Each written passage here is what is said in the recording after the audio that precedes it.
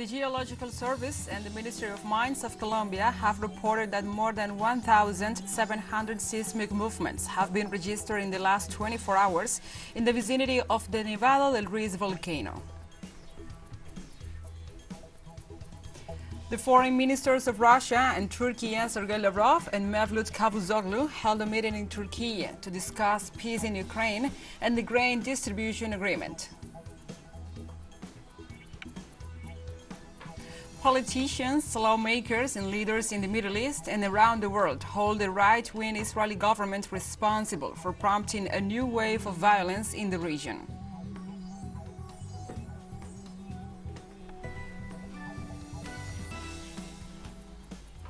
Hello from the headquarters of TeleSUR English in Havana, Cuba. This is From the South.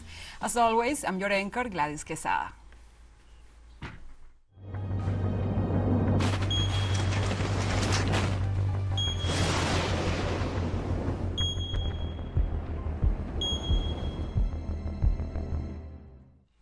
And now we begin with the news. The Geological Service and the Ministry of Mines of Colombia have reported that more than 1,700 seismic movements have been registered in the last 24 hours in the vicinity of the Nevado del Ruiz volcano.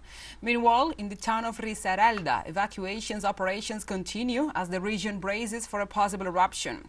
After declaring a state of calamity, a measure that allows the government or the local government to have the necessary emergency resources at their disposal, the authorities continue to call evacuations. In the last of them, 20 families were taken to safe locations, adding up to more than 3,000 evacuations.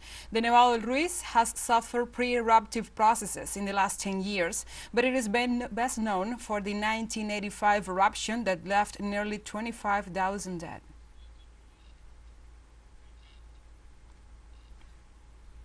Brazilian authorities informed that President Luiz Inácio Lula da Silva will leave for China next week for a trip that will begin in Shanghai on April 13th. According to the Poder 360 portal, on that first day, Lula will participate in the opening ceremony of former Governor Dilma Rousseff as the head of the New Development Bank, a BRICS financial institution, and on April 14th, the founder of the Workers' Party has a meeting scheduled with his Chinese counterpart, Xi Jinping, in Beijing. After his departure, Lula will make a stop in the United Arab Emirates, where he should sleep one night and arrive in Brazil on April 16th. Lula suspended the trip to China, planned for March, after being diagnosed with a bacterial and viral bronchopneumonia due to influenza and awaiting the closure of the viral cycle.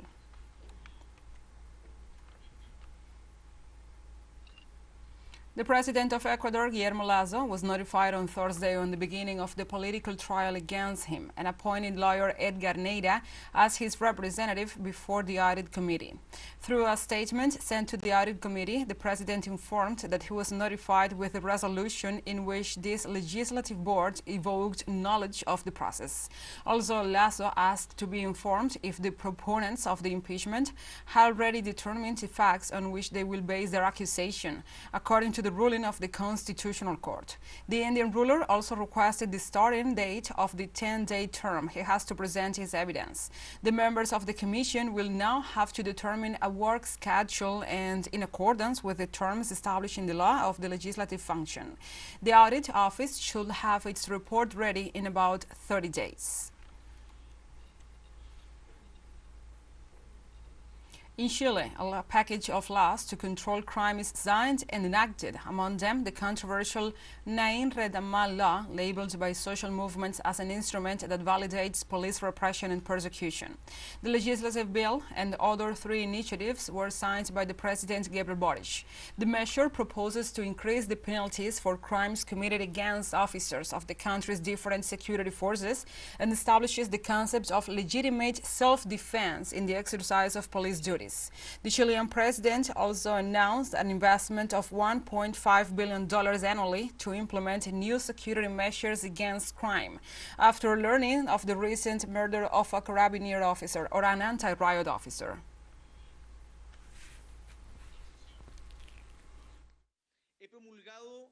I have enacted the Naim Retamal law, project that reinforces and protects the exercise of the functions of the Carabineers, investigative police, and gendarmerie, a process that was controversial, as it is public knowledge, but which is now law. We also enacted the law that strengthens the competences of the gendarmerie and creates the crime of extortion. The law that modifies the penal code to aggravate the crime of kidnapping, and the law that increases the penalty for the crime of carrying weapons in crowded places. And also we have more information. Dozens of people gathered at the Utah state capitol on Wednesday to demand change as part of the student social movement March for Our Lives, an organization advocating for gun control and safer schools. March for Our Lives originally called for demonstrations on Monday, the one-week anniversary of the Nashville elementary school shooting that killed 6 people, including 3 children. Due to weather conditions, the Utah's demonstrators moved the rally to Wednesday. In addition to the students, several Democratic leaders also attended, but not Republican leaders showed up, which Senator Nate Bluin called disappointing. There is not as much willingness to listen to the concerns and address the issue in a serious and urgent way, Bluin said. Another March for Our Lives rally is scheduled on Thursday in front of the Tennessee state capitol.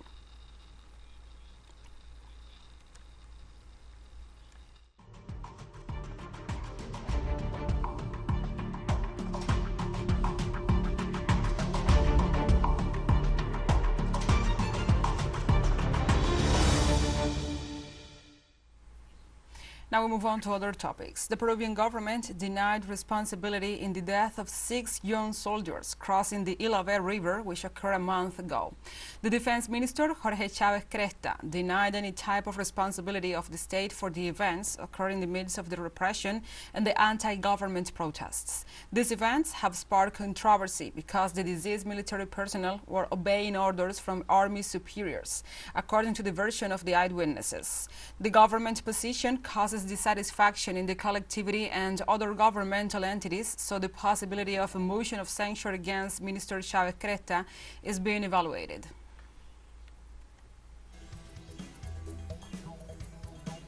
Let's take a short break. But first, remember you can follow us on our TikTok account at TeleSUR English, in which you will be able to see news in different formats, news, updates, and more. Other stories coming up. Stay with us.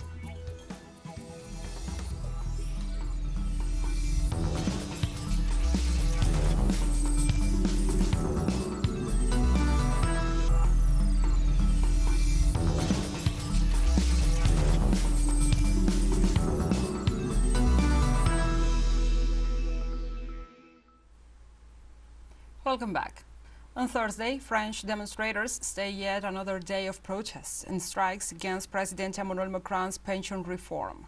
Macron's initiative to raise the national retirement age from 62 to 64 has unleashed a storm of opposition that has lasted several months. Talks between the union leaders and the Prime Minister, Elizabeth Borne, quickly collapsed on Wednesday without any breakthrough, setting the stage for new demonstrations, mostly peaceful, but also punctuated by violence. The unions vowed to maintain their resistance and called for another round of protests within a week, but the labor strikes, which have caused major disruptions since January, lost some steam, with fewer workers participating. The Paris metro operated almost normally on Thursday, in contrast to previous days of action. Less than 8% of teachers were on strike, according to the Ministry of Education. Nevertheless, violent clashes are reported in some regions, and police have used force to disperse demonstrators. And the Pope Francis visited on Holy Thursday the Casal del Marmo Penitentiary Center for minors in Rome. There he presided a mass and performed the rite of washing the feet of 12 children in prison there. According to information released by the press office of the Holy See, in the morning the Pope presided the so-called Mass of Chrism, while in the afternoon he went to the prison where he celebrated the Mass in Coena Domini, the Lord's Supper. After proclaiming the Holy Gospel, Francis improvised a homily in which he referred to the traditional washing of the feet every year on this date.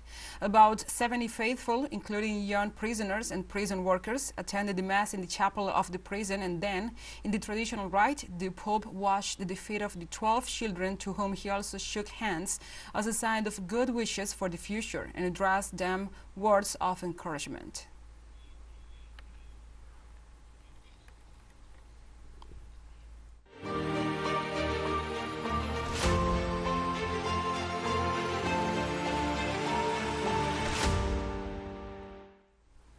move on to other topics. The Russian President Vladimir Putin and his Belarusian counterpart on Thursday discussed expanding economic cooperation and strengthening defense ties between the two countries. The Kremlin talks were attended by senior officials from both countries and followed Putin's Wednesday meeting alone with Belarusian President Alexander Lukashenko. At the meeting, Putin signaled that he will continue to strengthen the security of the Union state to ensure sustainable and progressive social and economic development.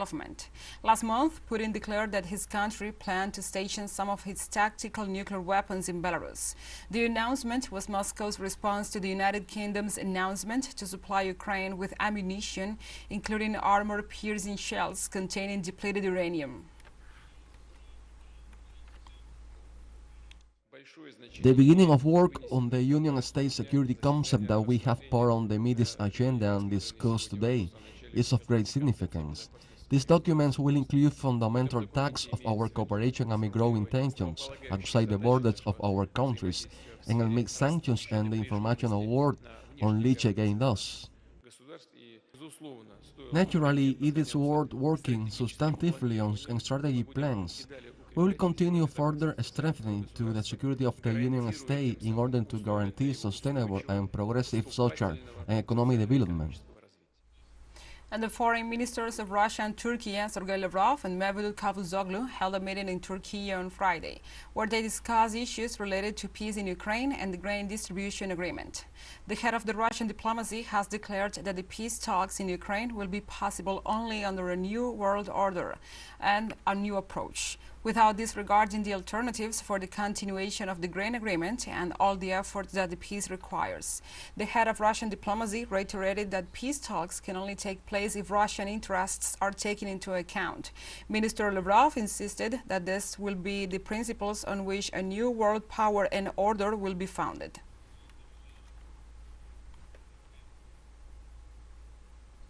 Russia's Commissioner for Children's Rights, Maria Lvova-Belova, said at a United Nations meeting on Wednesday that Moscow is coordinating with international organizations to return the children deported from Ukraine back to their families.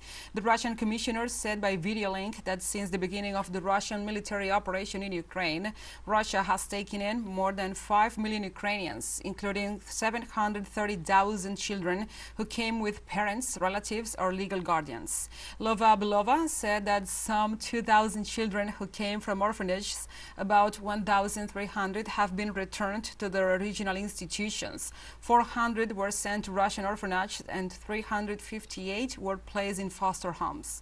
Russia called Wednesday's meeting to counter what it claims is disinformation about the Ukrainian children. However, ambassadors from Western countries boycotted the informal UN Security Council meeting, sending low-level diplomats instead.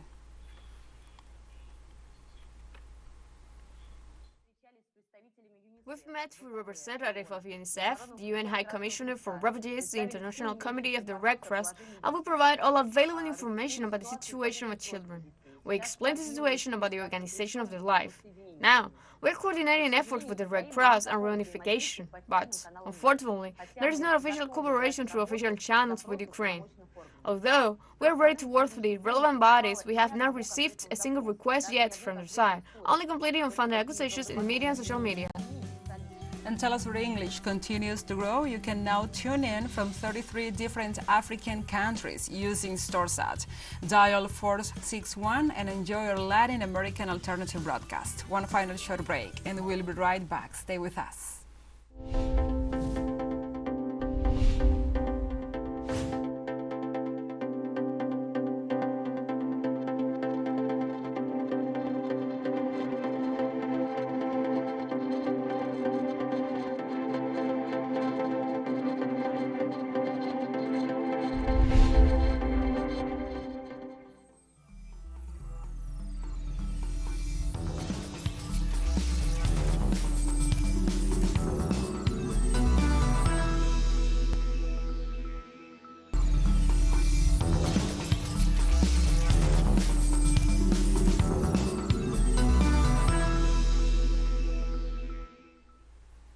Welcome back to From the South.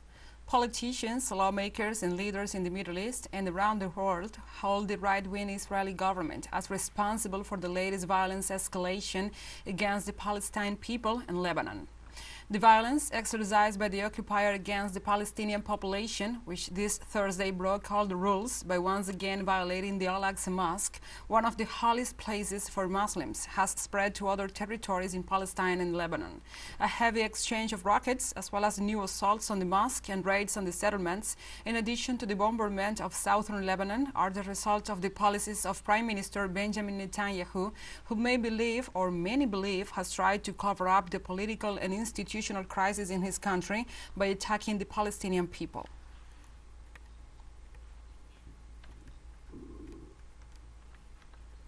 In Niger, every week, hundreds of migrants who have been turned back from Algeria come to Azamaka, the first village on the border with the country. There are now more than 4,500 asylum seekers wandering around this tiny, wind-swept island of land. Malians, Guineans, Ivorians, Syrians, Bangladeshis. After a 15-kilometer walk in the desert, the ex-police discover a new purgatory. The transit center, managed by the International Organization for Migration, the main intergovernmental organization in this field, is overwhelmed by the influx and only takes in about a third of the deportees. In Azamaka, the water tanks are empty, the rations are insufficient, and the shelters are scarce, while the temperature sometimes approaches 48 degrees during the day. Thousands of people are crammed against walls or under makeshift tarpaulins to find a spot of shade.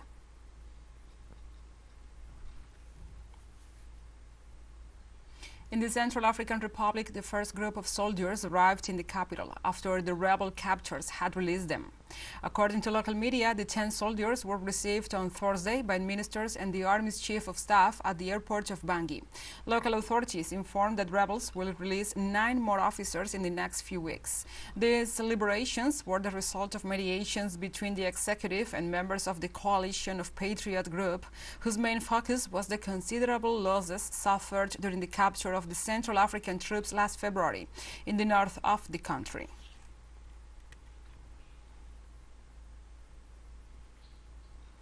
And the government and the Communist Party of China, the CPC, called the meeting between Taiwan's leader Tsai Ing-wen and the U.S. House of Representatives Speaker Kevin McCarthy as a violation of China's sovereignty.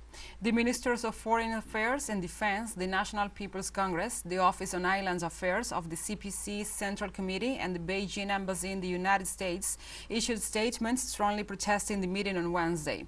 In general, the entities deplored that Washington ignored China's warning and allowed both the transit visit and the talks between Tsai and the third most important politician in the nation. The institutions stressed that such actions violated the One China principle, the fundamentals of bilateral ties with the United States, sovereignty, and the territorial integrity.